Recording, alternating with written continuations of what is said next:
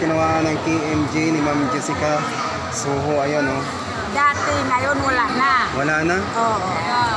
Sa bahay na lang pinapakain namin. Kayo nag-aalaga, ate. Nanay mo siya? Opo. Ayan. Ilang taon na si nanay? Hindi marunong kasi alam mo na. Ha? Hindi marunong magbilang. Hindi alam ang edad. ako. Senior na siya ngayon.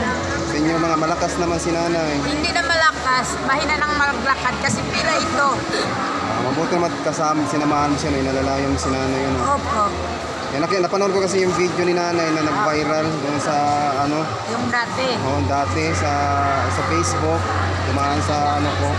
Napanood ko sa KMG kay Ma'am Jessica Soho. Opo. Tapos siya pala yung pumupunta doon sa kabilang port, sa kabilang pier, na may naghahagis sa mga barya.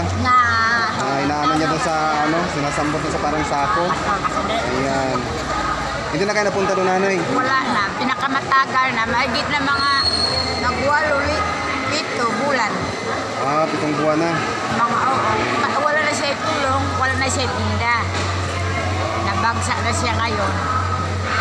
Ay, ganun ba? Sa bahay na lang siya, wala na siya anak buhay. Ayan, walang hanap buhay si nanay at kaya nga nandito siya ngayon dahil kasali siya sa mga interviewin para sa pensyon.